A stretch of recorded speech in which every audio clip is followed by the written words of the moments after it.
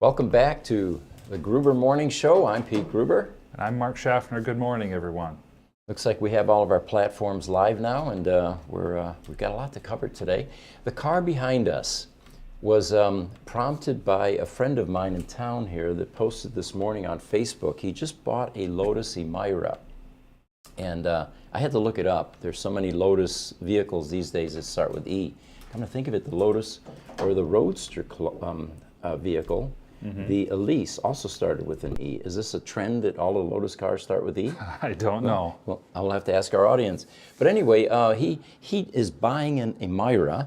I looked it up, and it's an ICE vehicle, and I thought, well, why is Jeff doing that? Well, Jeff is one of my car buddies, and he's had everything from a Ferrari, two of them actually, to a beautiful Lamborghini SV. And most recently, he had another Lamborghini, Aventador, I believe. But anyway, and let's not forget the Corvette Z06. And it looks like he's getting the Lotus Emira. It turns out that the Emira is going to be the last internal combustion engine car that Lotus ever makes. And knowing Jeff, he's kind of a collector. Maybe that's why he's buying it. I haven't talked to him about it yet, but it poses an interesting question. Will these last ICE vehicles that these manufacturers end up making eventually become collectible? Yeah, that's a really fair question. I'll bet that they will at some point in time. I want to pull this up for the audience so they can see it a little better for a second. Yeah, there we go. This is one of my favorite EVs, by the way. This is the Lotus Evija. And it actually has holes in the side. There are certain angles where you can see the space behind the car. What Lotus went for with the design of this car was a bit different than what they're doing with some of the other cars. And I'm going to read you some specifications here in a second as soon as I can expand my size here. This is a $2 million car, first of all, so it's not going to be your daily driver. But they say in this article, it's easy to get desensitized to crazy acceleration figures in this strange automotive era. Hell, a Corvette you can pick up for well under $70,000, and it can hit 60 miles an hour from a standstill in 2.8 seconds. But this article says we're still blown away by the Lotus claim for its electric Evija hypercar. So the chief designer at Lotus, Gavin Kershaw, told Top Gear that the company isn't aiming for a face-melting 0 to 60 time. In fact, this car is going to be just under 3 seconds. And as we know now, there are a lot of cars that are coming out that are at the 2-second range. They said, rather, Lotus wants the Evija to perform beyond 60. It's going to run from 0 to 124 miles per hour in under 6 seconds, which is on par with the Bugatti Chiron Pure Sport. But while the Pure Sport takes a claimed 12.4 seconds to go from 0 to 186, Lotus says the Evija will take just 9 seconds. So while you're cruising at 70 to 80 miles per hour and you hit the throttle, it's got more performance than it has from a standstill. So they're going for a bit different specification for this vehicle. Again, the 0 to 60 is going to be just under 3 seconds, but this car has 2,000 horsepower. So it's going to be quite an impressive car once this is on the road. We wanted to show you that. It's, in my estimation, one of the most beautifully designed EVs that is coming out, planned, or available in at least my estimation. You know, two of the favorite things that I have when we're driving an electric car, of course, that acceleration, that 0 to 60 is just fun. I would argue that it's actually more fun to be able to go from 55 to 75. Right, right. So kudos to Lotus. What a car that is to drive. That looks so beautiful. Looks like we've got a number of questions coming in now. Let's take YouTube. Julius Maximus. He says, I have to replace my battery in my old Model S. I'm in Atlanta. I wish you guys were located here too. Well, fortunately, you can get your battery replaced by Tesla. It costs a bit more, but there is a solution for that problem. And then it looks like YouTube, Jim's Garage. My large drive unit in the 2013 Model S is faulty, left me stranded, and has coolant on the sensors. Would a new used drive unit be plug and play without any programming to the vehicle? No, it's not exactly plug and play. You can probably speak a bit more to the amount of programming involved when you're working on these S's. Absolutely. The new drive unit is likely going to have a slightly different firmware version than the drive unit you'd be replacing. The coolant in the sensor or the coolant in the drive units is something that's actually somewhat common inside of the Model S's. Doing a firmware redeploy, however, is not a terribly technical process. It's just a matter of having the right tools to be able to do it. And you know, Tesla has solved that problem. That was an early Tesla Model S problem where coolant would leak past a bearing and a seal and eventually migrate into the transaxle, but worse yet, into the inverter. And the problem with that is in the inverter, you've got 400 volts at high amperage, and coolant is a bit conductive. So it acts like an electrolyte, and it begins to create some serious problems. Looks like TikTok, Tom Kraus followed us. Chris also followed us. Welcome, Tom, and welcome, Chris. And on TikTok, Bill Wood has asked, have either one of you watched Formula E racing? It's awesome. Formula E, yes, yeah, it is. It's a bit unnerving because you're used to the sound that comes along with it, and it's fairly silent other than the chirping or squealing of tires. You know, I think the Formula E circuit is going to become extremely important in the future as well, because just like Formula One became a test bed for performance and for beyond performance and stability in the ICE vehicles, I think Formula E is going to end up doing the same thing. Yeah, very much so. It's kind of reminiscent of the old NASCAR days too. You know, you race it Sunday, you sell it Monday was the saying at the dealerships. That's right. TikTok, JR Bar. Timeless question. Why the sunglasses? It's part of our magic here. And for those of you that want to see the magic, put your own sunglasses on your end and you might see the same thing that we're seeing. But again, we're releasing a video soon and it will give full disclosure as to why there are always sunglasses involved in any Gruber video productions. That's right. And Tom Kraus, welcome, Tom, especially again. Glad to hear your first time and that you think that we're very interesting. We're honored to hear that. So a news item, it looks like Tesla at the Fremont factory has had some criticism regarding vehicle build quality for years now. And apparently Tesla is now investing in some robotics that is focused on measuring or gauging quality control and build build. So Tesla's submitting a permit, and that's how we know this. That's how this magazine found this out, a permit under the name Automatic Inspection System. And it's described as installation of power and structural anchorage to support 2 new robots required to automate fascia inspection, anchorage for, I don't know what the acronym means, PDP and MCP, and server panel.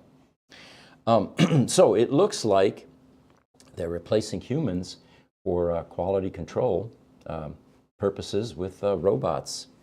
And fascia, by the way, refers to the vehicle dashboard, so it looks like it's going to be interior quality control issues. And the company that they're working with, by the way, is, in fact, if you want to look this up, it's Comau Robotics. It's spelled C-O-M-A-U.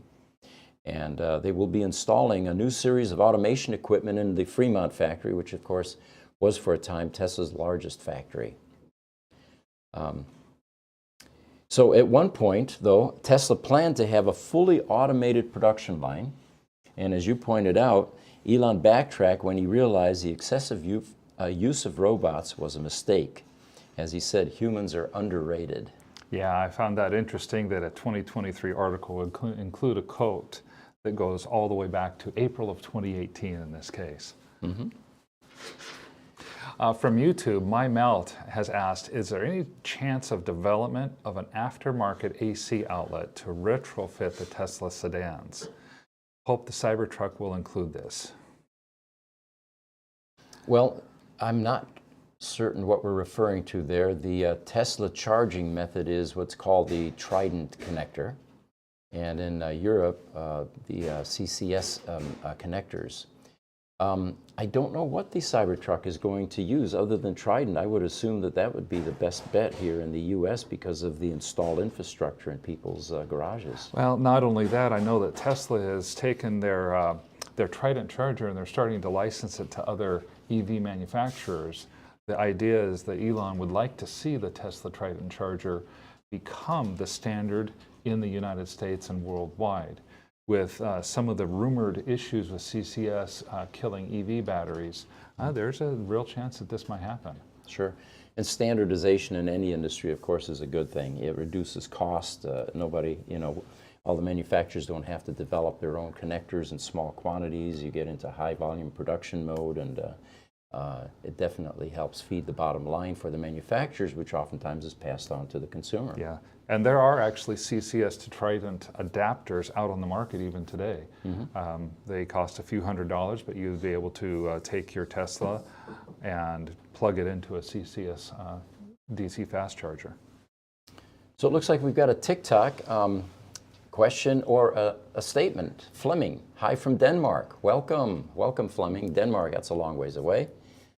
Got to be the end of the day for those guys. And Lucy in the Sky followed us from TikTok. Welcome, Lucy in the Sky.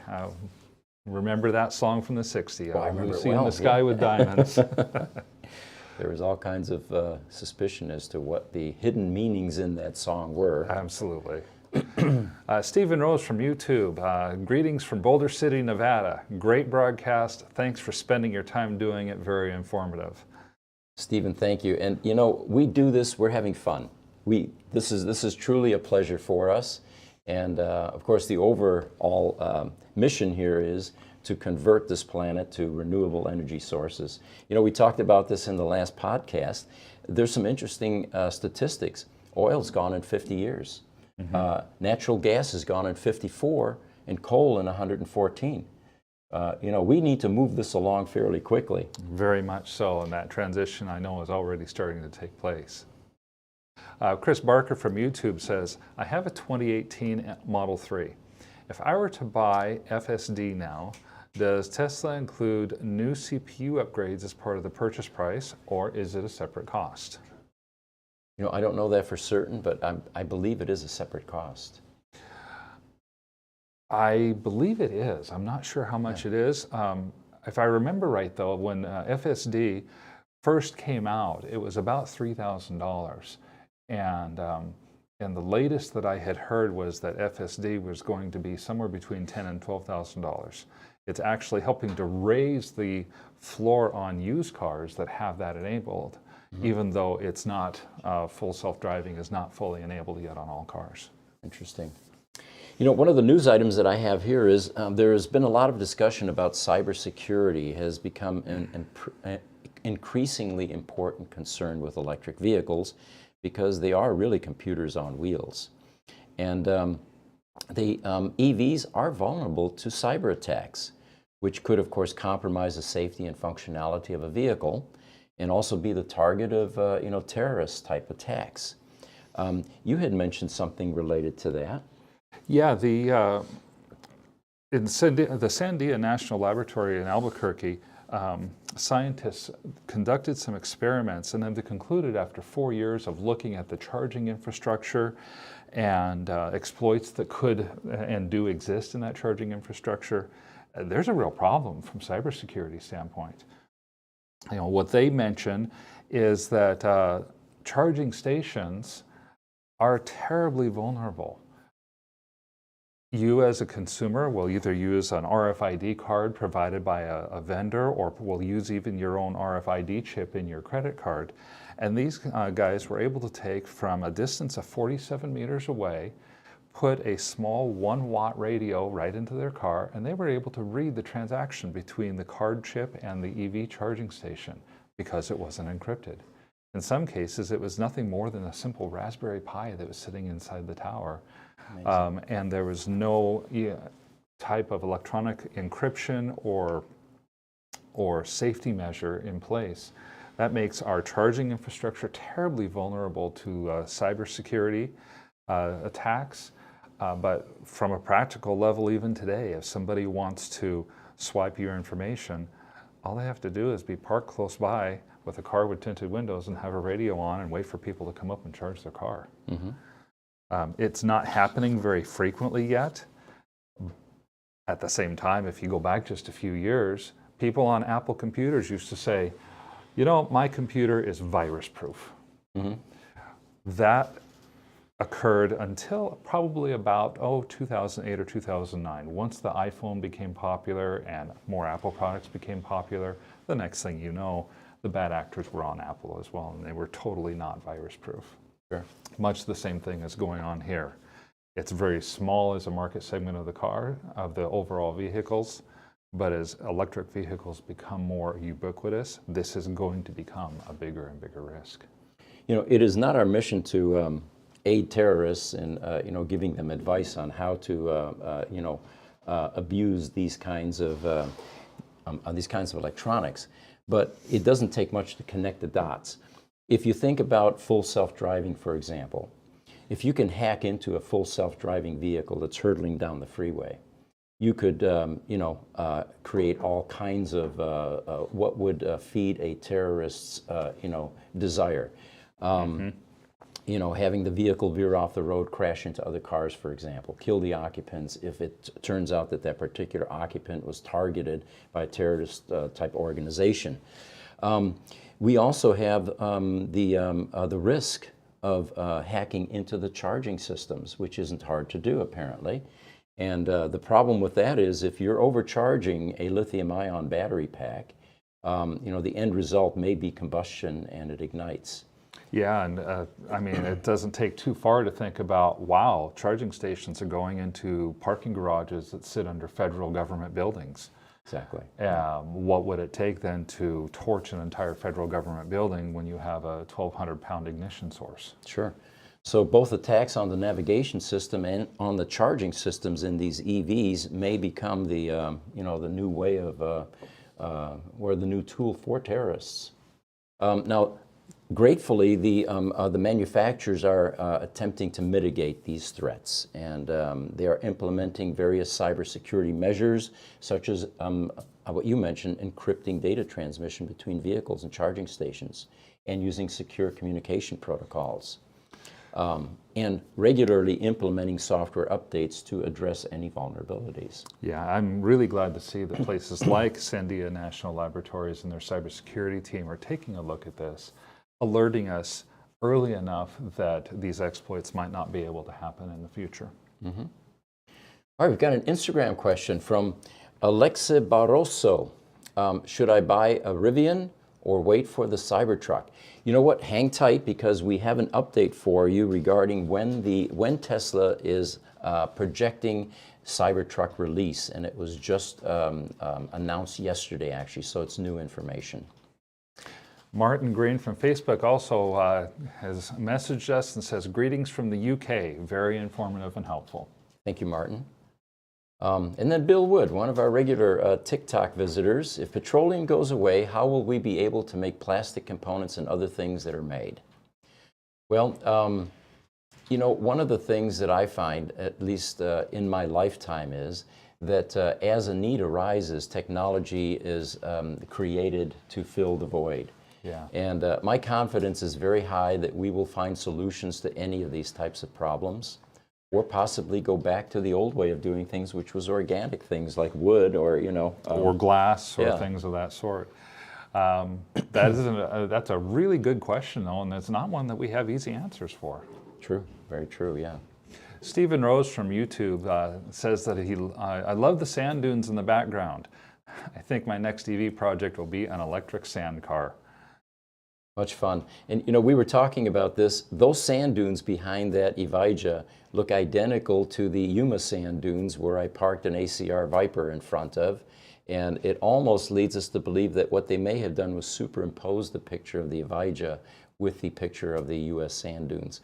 Although, again, as we said earlier, you know, Hethel, UK is closer to Africa and the Sahara Desert, and I believe there are mounds like that in, you know, Africa as well. All right. Looks like from TikTok, Eric Endor is following us. Thank you. Our TikTok friends are definitely one of our largest audiences that we have. I had a news item from actually last podcast, and the headline was Analysis: Tesla uses its profits as a weapon in an EV price war. Well, you know, I'm not sure that weapon is the right word here. Yeah. I mean, that's what most companies do. If they have profits, they're going to reinvest, and they have wiggle room to do things like reduce prices to gain some more market share. So I'm not sure that weapon is the exact term that I agree with, but apparently Tesla's price drops really did upset the industry, and most likely because the competitors were operating on paper-thin profit margins. And here Tesla comes along and rewrites pricing, or reestablishes pricing. But just to give you an idea, Tesla earned, and these are some of the stats, $15,600 in gross profit per vehicle in third quarter of 2022. That is more than twice as much as Volkswagen, 4 times as much as Toyota Motor. Now these are big companies, mind you, and 5 times more than Ford Motor Company, according to a Reuters analysis. You know, at the end of 2022, Elon kind of gave a hint that this might be coming. On December 22nd, he was talking about growing volume in a recession environment, because he, as well as many other people, believe that we're going to be heading into a recession at some point in 2023. With that in mind, he believed then that a price decrease in his vehicles might be necessary, depending on how much they wanted to grow. He concluded saying, "Let's grow as fast as we can, as long as we're not putting our own company at risk." By dropping the Model Y almost 20% like he did, that's more than just a $13,000 drop. It makes that Model Y eligible for the new federal EV tax credit that is now Teslas are eligible for in 2023. In the U.S., yes. In the U.S. That effectively drops the price of the baseline Model Y almost $20,000. That's going to be a hard thing for people to have to compete against. Our social media team wants to notify everyone that we are on Spotify now. Can you guys tell us what exactly that entails? Audio, video, tell us a little bit about that.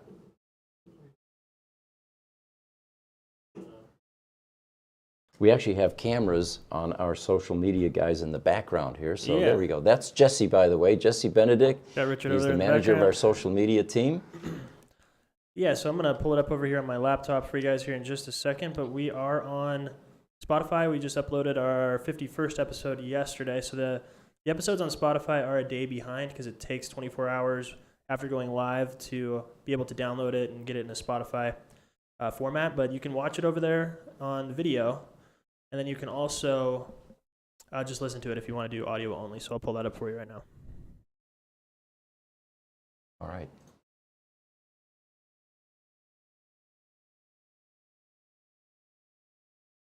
So again, that's just Gruber Morning Show on Spotify. You just search it and you can find it there. See, that is an awesome picture of you and Zane. Yeah. I have another picture I want you guys to pop up if you could. This is a picture of the Tesla Giga Nevada factory. And to give you some history, in 2014, Tesla made a commitment to invest $3.5 billion in the state of Nevada, which, by the way, irks me to no end because in contention at that time were Arizona and a couple of other states for this Giga factory. But the conjecture at the time was that Elon did not want to put that factory in Arizona because the NADA lobbyists were having their day and would not allow him to sell his cars in the state of Arizona. Okay. And if that's the case, again, we need to get rid of NADA. We need to get rid of antiquated, restrictive laws that prevent direct sales to consumers. But anyway, this $3.5 million factory eventually went to Nevada, and the goal was to build a facility capable of producing 35 gigawatt hours of batteries annually, enough to manufacture for about 500,000 or 500,000 vehicles per year. This level of battery manufacturing at the time was unprecedented for a single facility because the output of that factory was greater than all of the global battery manufacture in 2013 combined. Along with other site vendors, they plan to hire 6,500 full-time team members, employees, over the next 10 years to build up and ramp the Gigafactory Nevada. They are actually expanding, and they've exceeded those projections. Since 2014, it says, they have invested $6.2 billion in Nevada, well beyond the 3.5, and built a 5.4 million square foot Gigafactory. And the budget, or the build-out alone, provided jobs for 17,000 local construction jobs. To date, the Gigafactory Nevada has successfully produced 7.3 billion battery cells, 1.5 million battery packs, remember there's one in each car, and 3.6 million drive units. To complete this work, they directly hired more than 11,000 team members. Again, much different than the original 6,500 projected. But they're not done. They're going to continue to expand in Nevada now. There's a lot of land out there, and that's what that picture is showing there. They located in an area where land was plentiful. And you can see it's a gorgeous factory. You can see the Tesla name on top of the roof. The rest of that black are solar cells. So these guys are actually, Tesla is an awesome contributor to renewable energy and to state-of-the-art production facilities. What they're going to do now is they're making another $3.6 billion new investment in this location, and to continue growing the Gigafactory Nevada. They'll be adding 3,000 new jobs, 2 new factories with 100 gigawatt per hour production capacity with 4680 cells. It's enough to produce enough batteries for 1.5 million, now get this, light-duty vehicles annually. Could be the Cybertruck. But the best part is they are going to be building the semis here as well. And that is, of course, the truck, the Tesla truck with a 500-mile range and consumption of less than 2 kilowatt per hour per mile. So Tesla is expanding not only in various parts of the world, but also expanding some of their production facilities. It's going to be difficult to do this in Fremont because Fremont is pretty much landlocked. There's no extra land available. So, you know, they are moving into areas or expanding plants that there's some additional land available. Well, and if I remember correctly, one of the largest lithium mines in the United States and one of the larger ones in the world is also located up there in northern Nevada, not far from where the Gigafactory is at. It definitely improves the supply chain issues. Most definitely. Yeah, moving We've had a good amount of questions come in, and we actually got some from Facebook too, so we want to get to those if we can. All right. YouTube, Trucker Alistair. Welcome back, Trucker. Good morning, guys. Great to see you again. Question for me. All right. In an ICE car, the 12-volt battery is trickle charged when it is not being consumed. How does it work in a Model S charge while driving? Well, that DC to DC converter in the Teslas is continuously servicing that 12-volt battery. And remember, unlike an ICE 12-volt battery, which goes to sleep after it charges your car, and the alternator takes over and drives all your 12-volt devices and charges the battery, in a Tesla vehicle or in an EV, you have a large number of devices that are constantly drawing power from that 12-volt source, from door locks to computers to security devices to various electronic modules. So that 12-volt battery in the EV doesn't last quite as long as it does in an ICE vehicle because it doesn't get to sleep very much. It's always working. It's always doing something. And of course, the DC to DC converter, which siphons from the 400-volt main battery pack, is continuously operating as well and providing a trickle charge for that battery. I know that when we were working on Tesla Model S's in our shop, if we have a weak 12-volt battery, or if we're trying to get systems to come up so we can diagnose the car, we have to put an external charger out on it, and that charger has to run open at 40 amps. So your typical 12-volt, 10-amp battery charger doesn't even power the car. Sure. And you know, the other thing is, if you get below a certain voltage level in an EV like a Tesla, and it's 12.7 volts, the computer begins to operate very unreliably. You get down to, below 12.8 volts. Yes. Whereas in an ICE car, my God, you could get down to 11 volts and still crank that up, and your lights would work, and your radio would work, and And there's all kinds of very interesting and unusual and unpredictable things that occur. Facebook, Martin Green, how long do you think it will take for the charging infrastructure to catch up with the number of cars? I believe that it's doing a pretty good job now keeping up. And you've got, like the federal program that was announced by the Biden administration, pumping lots of revenue into the various states. In the state of Arizona, we're getting $50 million worth of chargers on all the interstates. So it appears to be keeping pace. We did a video, it's out on our YouTube channel, by the way. We had concerns whether the grid will be able to keep up with the proliferation of EVs. And in doing the research, we were pleasantly surprised that the infrastructure is keeping pace. Yeah, and it's interesting. The keeping up might or might not mean catching up, though. We're so far behind, and the pace of manufacture for EVs is only increasing faster and faster each year. It will be, I think it will eventually catch up. I honestly don't know exactly when that's going to occur, though. We did talk about another shortage in the last podcast, and that one was a surprise to me. It turns out there's a shortage of electricians, and that's only going to get worse because very few kids want to go into a blue-collar world these days, as far as their career.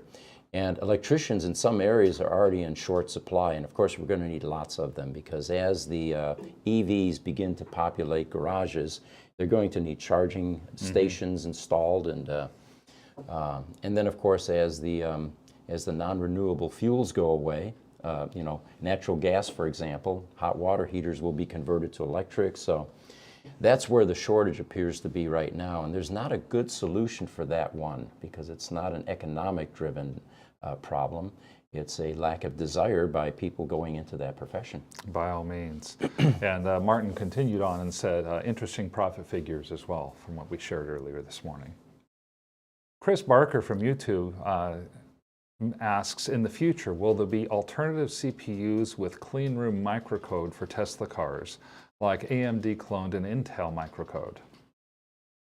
I'll help to answer that particular one. That's part of what I was looking at with the cybersecurity.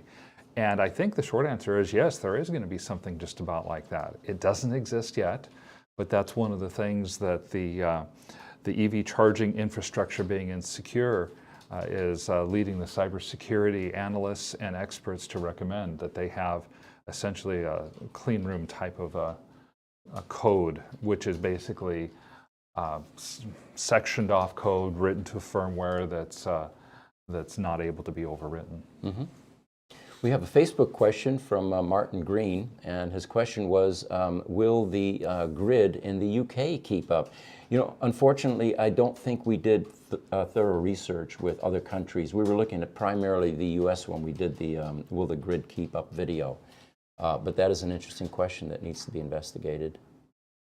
Yeah, we can look into that, maybe do a video on that Sure. for other countries. From Instagram, Was that picture we popped up not Giga Nevada? I actually think that picture is a render of what Giga Nevada is going to become. Oh. The Giga Nevada... It's coming soon. Yeah, Okay. it's going to be coming soon. The Giga Nevada factory, thank you for pointing that out for us. That Giga Nevada factory right now is kind of L-shaped. Oh, okay. But I've seen what the pictures are of what they want to improve as they build new factories, and the talk was that the new factories might become part of that, and that render is what it looks like they're going to end up coming to. I knew it. I knew that Google could not always be trusted. Or my version of reading Google. I'm pulling it up for you guys right now so you can take a look. Great, thanks. It's this is directly from the Wikipedia, so I'm hoping this is And more while accurate. Jesse's doing that, we've got an Instagram question from Orlando Murrieta. Hello, I work on quality for software, but would love to work for the EV industry. What would you recommend to me? Well, I would say get your resume polished and begin applying to the EV manufacturers. They are desperate for talented people right now. There's a serious shortage, and even though you don't have direct experience, one of your best ways to gain the experience you're looking for would be on-the-job training. And you may have to start, at the bottom, but it's an investment well worth making, because not only are you going to get a paycheck, but you're going to get an education along with it, and that can be a great benefit to you. Well, and these cars actually, it's not even unique to Tesla and the EV world. They typically run on Linux systems, which is public domain. So your Perl scripts, Linux operating systems, things of that sort, especially looking at technology that is relevant to the time that the vehicle is manufactured, is going to be a good way for you to be able to get some better experience as well. Instagram, JC Morataya, hi from Guatemala, welcome. Question from Instagram, Oakshade 104, while you can jump and start an internal combustion engine car, can one jump start a Tesla? Absolutely. The original Tesla Model S had that oval cover on the front grille. That pops off. Behind that are two studs. There's a grounding stud and a 12-volt stud. And if your 12-volt battery in that Model S has been compromised and dipped below 12.7 volts, the car won't start. So what you can do is get either a jump box or another car with 12 volts, hook that up to that point, and you can get your car running again. That picture that showed up for about 3 minutes there, I do believe was the picture of the Gigafactory, Jesse. Yeah, I can pull it back up. So that's the L shape. It's much smaller than the other one. Oh, there we go, yeah. Yep, and I saw something superimposed over that this morning looking at it, and the right side of that L shape, if it were to be completely filled in, that almost completely would be the size of the new factory that they're looking to build. Interesting. Okay. So I do think that's the existing Gigafactory. Yeah, and that makes more sense from a permitting standpoint, because that portion has already been allocated for future construction, most likely. Right. The middle portion of that would be their semi-manufacturing area, where they're manufacturing batteries for the semis, and then everything on the near side of that factory would become the new 4680 cell manufacturing facility. Facebook question, Martin Green, can you recycle the 18650 cells from the batteries when they have expired? Well, not when the cell has expired, because it's defective, but if it's in a module, which typically in a Tesla is exactly what takes place. You have a bunch of cells, 18650s, in series and parallel connection. Those are oftentimes used for other applications, power walls, solar. One guy in Florida is even putting them into golf carts. And of course the trick is to find that resistive cell that's draining the rest of the cells in parallel, snip that out of circuit, and then that pack or that module has a second life. Jiminy Stack from Facebook commented as well and said that Tesla has said they're going to triple the supercharger locations in 2023. 2023. By the way, Jim Stack is one of the local EV pioneers. I point that out every podcast when he comes in, because we love you chiming in, Jim, but he has been in EVs for 20 years, and he is a local legend here in the state of Arizona, and possibly nationally as well. And he's absolutely correct as well. Yeah, thank you for the input. On Instagram, Platano Festil asks, what does the future of hot rodding look like with EVs? Is there a third-party program out there to be an aftermarket software for mods? I'm a car guy. Yeah. Hot rodding definitely has a certain mystique and aura and an expectation. With EVs, things are going to change. It was like we were talking about the Formula One racing. The Formula E racing takes a whole different direction and takes an element out of that, which is part of the experience for most gearheads. The only answer I have to that is it will change drastically. And but we still, in the meantime, will have car shows. We'll have quarter-mile strips where you can test your performance of your vehicle. And but the aftermarket question was an interesting one. There's not a lot of it yet, but tuning these EVs is definitely the next gold rush opportunity, because like in the ICE world, there was an enormous amount of aftermarket activity and products available. The same is going to happen with EVs. And we just need companies to emerge and make the investment to build up that industry. You know, I come from a technology background, and one of the things that gets done out there are people going out and rewriting the drivers for video cards or CPUs to overclock them to improve their performance. Right. He makes a great point about the software. Hot riding EVs is going to become much the same as overclocking a CPU or extracting the maximum performance out of a video card. It's going to be a matter of reprogramming the software, putting that into the car. I can't imagine that that will not happen. I'm sure it will happen at some point in the future, and eventually we're going to, just like you see with computers, it'll make the news that some car has gone up in flames because somebody tried to overclock it or hot rod it too much. Right. Yep, and you know, like with batteries, for example, right now you get one battery style and type, and there is really no aftermarket solution. So if your Model S battery goes bad, Tesla is the solution. Right. But the future is going to be comparable to what we do in critical power, which is 20, 30 years ago when the manufacturers figured out that if you make a scalable product, not every customer is going to need a 250 kVA UPS off the bat. They may want to buy a 50 and have the ability to scale that UPS as they grow and their needs grow. Yep. With the EV batteries, the same thing applies. You take a Tesla Roadster, which has a 1,000-pound battery pack in it. Not everybody wants to go 200 to 300 miles in a Tesla Roadster. It's a two-seater sports car, no luggage room. It's a fun around-town car. So if you can shave 600 to 800 pounds off that battery, guess what happens to your 0 to 60 performance? Absolutely. So yeah, the aftermarket is coming. It's just that there aren't a lot of options yet. On Instagram, Orlando Marietta says that he thanks us for our answers. Mm-hmm. So you're very welcome, Orlando. Same with Martin Green from Facebook. Thanks for the responses. Great broadcast. I just want to also apologize to everybody for the noise in the background. We are near a live work environment. That shouldn't happen for too much longer. And you know, oftentimes we have the same thing when we have visitors come in the shop area, and we're videotaping there. And I personally don't mind the noise because it is a working service center and it's part of the experience. But what like Jesse says, we have a shipping department that's on the other side of that wall there. And it's the sound of money. It's product going out. That's right. So we're okay with it. They're making pallets and getting stuff out, so it's good. Yeah.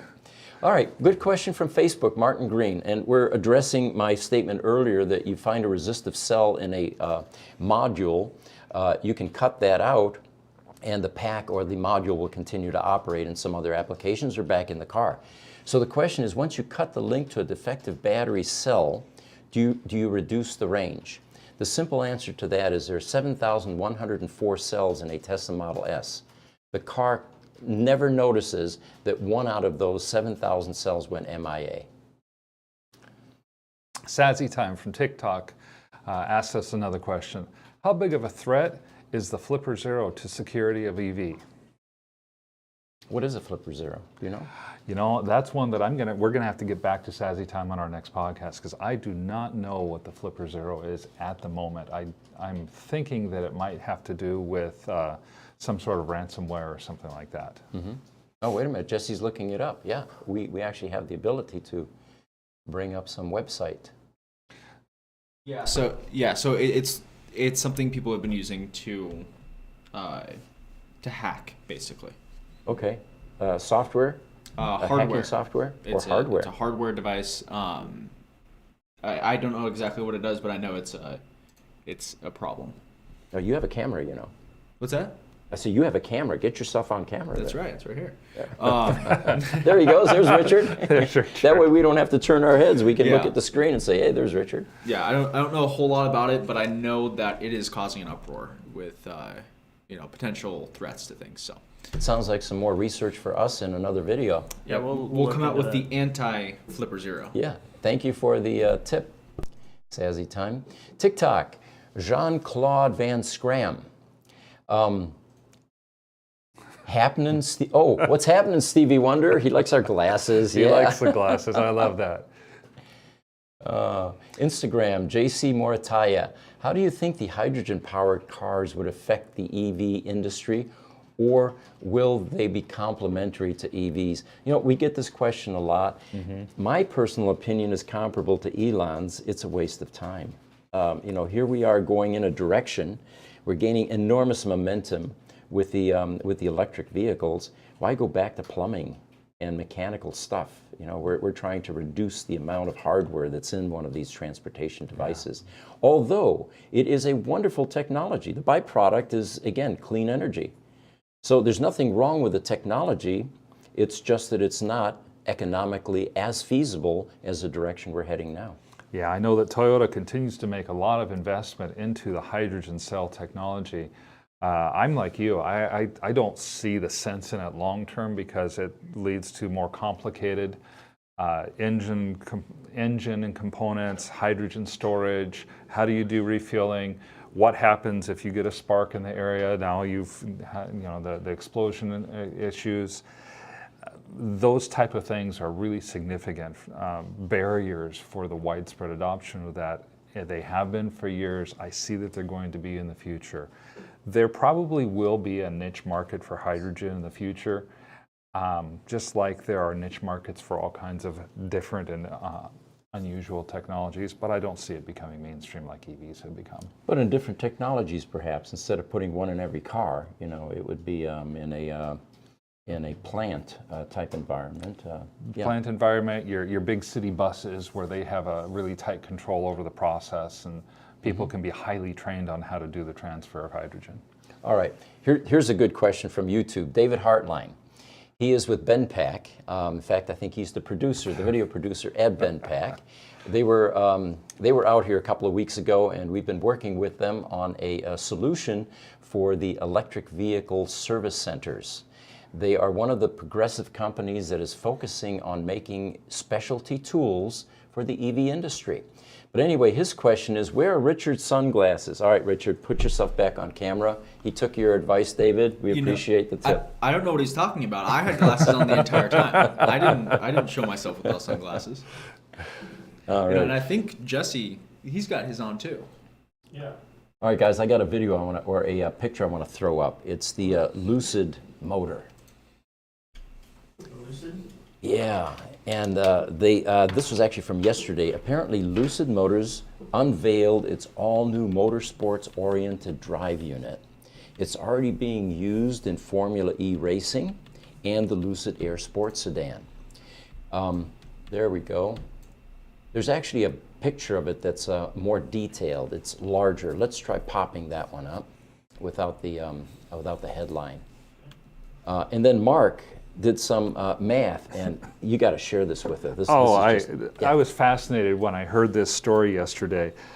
First, when I found out that this little Lucid motor is 10 inches by 10 inches by 13 inches tall. All right. And it produces roughly 6.7 horsepower per pound of engine weight. That just blew me away, and I thought, okay, one of the most popular engines out in the ICE marketplace today is the Chevy small block 350. It's existed from the late 60s all the way up through current vehicles as a 5.7 liter engine. I thought, okay, well, how much does a Chevy small block weigh? It ranges in weight, or has over the years, but it's about 535 pounds. It actually has produced as much as 350 horsepower when powered with premium fuel, and this was back in the late 60s and early 70s with the muscle car era. Typically, though, they produce around 250 horsepower or so. If the Chevy small block could get the same horsepower per pound that this Lucid motor gets, we'd be talking about 3,600 horsepower from a Chevy small block 350. So we can see how far this technology has taken us. We've been able to package that much power into something that's the size of a crock pot. Yeah, oh my gosh, this is just, it is absolutely stunning. So this apparently is a motor that they are using in the Formula E program. Let me see if I can get some more stats here for you. Teslarati reached out to Lucid asking if the motor would be available to consumers or in other products. Now, of course, any sort of a fabricator would love to get their hands on something like this and do an EV conversion with that much power per pound. Yeah. But they were unable to reach them or get any comment from them. But you know, it's going to be product like this that is going to feed the EV conversion aftermarket business, because if you can get that kind of performance, you know, in that size, now it becomes quite viable to do EV conversions. Of course, the battery is going to be another issue. Where are you going to put all of that stored energy in the car into a conversion candidate? Well, of course, if your engine's only 10 inches by 10 inches by 13 inches, you have an awful lot of engine compartment space now to put something like a battery in. Okay, Pete, we're at 56 minutes. If you want to... Yeah, we'll keep going a few minutes here. And so anyway, this new Lucid motor is already found in the Lucid Air sedan, and apparently it's in the front of the car. For those of you interested, I would Google this and look it up, because it's a fascinating design. This motor, by the way, that we just saw there, puts out 469 horsepower and weighs 70 pounds. That motor as well is currently not being used in the Sapphire as propulsion. It's being used for regeneration. And I thought that was again, a kind of a blow me away type of thing. Why would I have something that can produce 470 horsepower just sitting there putting power back into my battery? But they are doing that while they test it out. And then, of course, in combination with the motor in the rear and this motor in the front, that's what gives Lucid some of that spectacular performance. By all means. On YouTube, Bromans asked, are we aware of aluminum air batteries? I am not.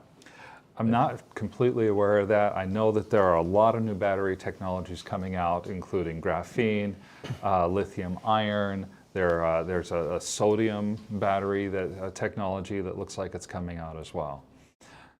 Good question from YouTube, Scott Gruber.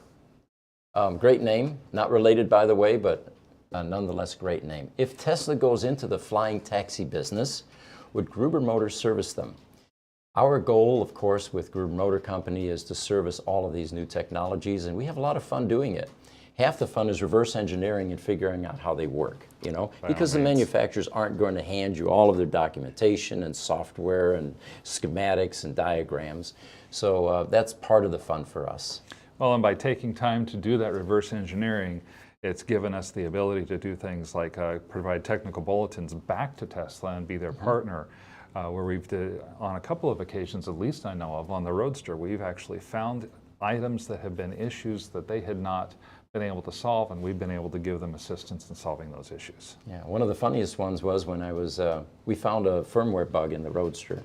Tried to get a hold of the author of the firmware, and because of very strict non-disclosure agreement law rules within Tesla, he was unable to talk to us about anything. So I asked him, I said, who is it that I need to get permission from for you? And he said, Pete, I can't even tell you that. So eventually I got a hold of Elon and explained what the problem was to Elon, and he agreed that this is probably a necessary fix. So he said, I'll take care of it. That was Saturday morning. By Monday morning, that same engineer called me and said, well, you got to the right person. How can I help you? That was very rewarding, and it's going to go down in history here at Gruber Motor Company. Thank you, Elon, again for that vote of confidence in helping us solve that problem. On Instagram, DJVIP510 asks, so you can cut cells and remove connected batteries and not reduce the range? Yeah, well, let's qualify this. He used the term multiple batteries. Typically, in a let's take a Model S, for example, 7,104 lithium-ion cells in that pack. It only takes one to kill that pack. And the reason is the safety systems in the car. You don't want to overcharge a resistive lithium-ion battery, because it will heat up, and once it reaches a certain temperature, it will ignite, and then it will ignite all of the adjacent batteries, and the next thing you know, you have a fire that's going to be almost impossible to put out. So it's usually one cell. It is not multiple cells. And yes, the car never realizes 1 out of 7,000 went MIA. Well, you've got, what is it, like 99 cells or something like that are running in parallel In the Tesla Roadster, In the yes. Tesla No, Roadster? I'm sorry, 69 in the Roadster, and what are there in the Model S in a brick? I don't know off the top of my head. I don't remember off the top of my head. I think it might be 99 in each brick in the Model S. What we do know, regardless of that number, it's a high number. It's in the high tens, close to 100, and the car sees that as one battery. So these batteries, they're all wired in parallel. Taking one cell out of that parallel leaves a battery that has 99% of its original capacity, or more potentially. Yeah, 99.9999%. Oh, there's a lot of decimal. Yeah, there's a lot of numbers after that decimal point. Even Yeah, for that, yeah, just that one cell has 99%, and you're talking about, 16 modules. Each module has 6 battery cells in it, which is around 90 or so batteries, individual batteries that are wired in parallel inside those. So yeah, it doesn't. But the bottom really line affect is, yes, the anything. car doesn't care. It doesn't recognize any sort of a loss, and it's the simplest way to resolve a resistive cell, because if you try to take the cell out, we're all thinking flashlight. When you get a bad battery or batteries in a flashlight, you open up the cap, put 2 new ones in, slide them in and out. You can't do that in an EV because they have a thermal potting compound, they have cooling jackets, and to try to remove a cell is very destructive. It may damage the cooling system, and it's unnecessary because the car isn't going to operate any differently with a replaced cell or a snipped cell. That's right. From LinkedIn, clay modeling is so crucial in design development. Do you agree? Well, that probably speaks to what the world of designers would prefer. And I would say that with software becoming what it is, and AI, that design is probably moving into that realm. We used to, the traditional way was you put a design on paper, then you make a clay model, you look at your clearance issues and all that. I would say that is probably a dying technology. Franz von Holzhausen at Tesla, for example, did a stellar job with the Model S, and the Roadster actually was done by a different team, but they used a clay model with the Roadster, and if you want to see it, it's on display at the Peterson Auto Museum. I did not know that. Yeah, but I would venture to say that that's probably a dying art, and we will have AI doing a lot of this type of stuff in the future. By all means. Thank you. That was from Roy White, by the way, from LinkedIn. From LinkedIn, okay. All right, so I have a image I'd like you guys to pop up. It's the Helios EV charging station. Okay, I just want to make sure you're okay going. We're an hour and 10 minutes. Hour and 10 minutes? Yeah. All right. How about our audience? Do you want to continue to hear from us? If so, we'll give you a couple of minutes to chime in and let us know. You say it's the what now? Oh, the Helios charging station. Okay, I see. Yeah. I found this yesterday. Apparently somebody is selling a self-contained charging station for EVs for $60,000. And once he pops it up on the screen there, you can see that it's got a solar roof, and the electronics are somewhere in there. And what you can do with this is actually charge your EV, no connection to the grid, completely self-contained. Is that inductive coupling? It is not inductive coupling. So You what's talked that? about plug-in, even though that platform that it sits on looks a bit like. It looks like a could pad be. or something, yeah. Yeah, like a pad. That'd be cool.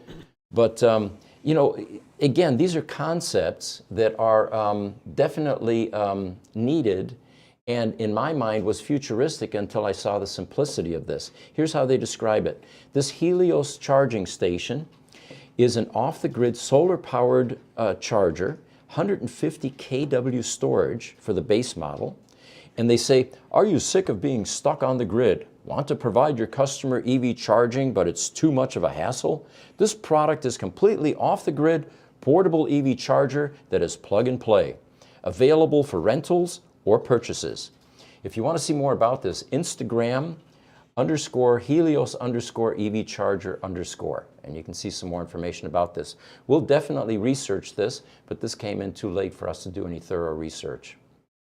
Just looking at it, I don't see any power storage. So would that mean it has to be direct solar to vehicle? I don't think we're seeing the whole thing here. There could be batteries mounted underneath the solar panels, whole deck of them. But yeah, I would strongly suggest anyone curious to look this up. And it looks like only one pivot point or one pole holding it up, which I guess with a strong enough I-beam is quite doable. It does say that it has 150 kilowatts worth of storage as well. I think my biggest question would be, are you going to be able to generate enough off of those solar panels in a day to put 150 kilowatts of storage in there? I do happen to have solar on my house, 31 panels, and we produce, in the summertime, we produce about 70 kilowatts. Per day? Per day. Okay, all right. And so for just 4 panels, it does seem like they would have to be really large panels to do that. I don't know that it's impossible, but it would, it's intriguing, and I'm looking forward to looking up more about it. We have a couple of business partners that are in our compound here, one of the buildings that we have here. And they're actually making something like this for Fergie, the Duchess of York. Yes. She is apparently an investor in alternative energy sources. And on any given day, you'll see them over there in a machine shop making large metal frames for something just like this. So we're going to show this to them as well and say, is this similar to what you guys are working on? Instagram, Oakshade104, yes, go long was the answer to our question. Should we continue? YouTube Shorts, Rage, hey guys, how are you? And then Facebook, Martin Green. I witnessed firsthand that lithium-ion battery fire with exploding cells. Do you think people are taking the fire issues due to thermal runaway seriously? Well, we've had 2 fires here that involved lithium-ion cells. In fact, they were in cars. And we take it very seriously because we watched the 2 buildings just virtually burn to the ground other than the block walls. We also watched the frustration of the fire departments that came out to fight this fire. They basically gave up the first time and said, we have no idea how to fight this. Water's not quenching it, CO2, foam. We're just going to back away and let this thing torch until it's done. And you're right, there were literally cells bursting inside, flipping out of the buildings. You can still find them in the yard outside in our second burn building. It is a serious issue. What we're all anxiously waiting for is the new evolution of battery technology, like graphene, for example, carbon. It's already burned. It's not going to burn anymore. Right. But it just isn't quite there yet. It is coming, and we'll have much better sources to store this much DC energy. We know that the fire departments themselves have just not known a lot of what to do. I mean, on the first fire that happened several years ago, they had people coming from as far as 60 miles away to park their fire truck there because they simply didn't know what it was that they were dealing with. Sure. Yeah, and we had a hazmat team, remember? They had no idea what to do. Then there were concerns about poisonous plumes of gas going into or migrating into residential neighborhoods. There was a lot of misinformation about what lithium-ion batteries are about. Much of that is getting cleared up, and we were actually one of the reasons that fire departments began to take this far more seriously and educate themselves. Tesla has a group internally that actually educates first responders. So they've also done their part in advising and creating training programs. That's good. It's a scary thing to see a lithium-ion battery catch fire, that's for sure. Mm-hmm. Martin also says that they have the same fire response there in the UK. In the UK? Yeah. Okay. On Facebook, Justin W. Barkwitz shared a link with Windtricity. We will take a look at that link, Justin, and thank you so much for sharing that with us. We will look into it, yes. Thank you. We've got a few more items, but I think we can wrap up at this point and save those for the next podcast, next Tuesday, 8:30 Mountain Standard Time. As always, we really appreciate the participation. I hope you're having as much fun as we are. And as we've suggested, dig out your sunglasses, and this is one worth watching with sunglasses. Again, thank you to all of the platforms, and I can't name them all, there are too many, but I guess Spotify is one of the new ones now, LinkedIn, Twitter. You know, we're looking at Rumble, Truth Social, Parler, yes, yeah, and they seem to be popping up more and more. But we want to get the message out. We want to make sure that we raise awareness for alternative energy sources, better ways of doing transportation, and all of the new fun products that are coming out in this highly disruptive phase of our evolution. Thank you all for all the questions as well. Those questions are a lot of what makes this work on a regular basis, and we really appreciate the interaction. See you guys next Tuesday. Next Tuesday. Thank you for joining us. Take care.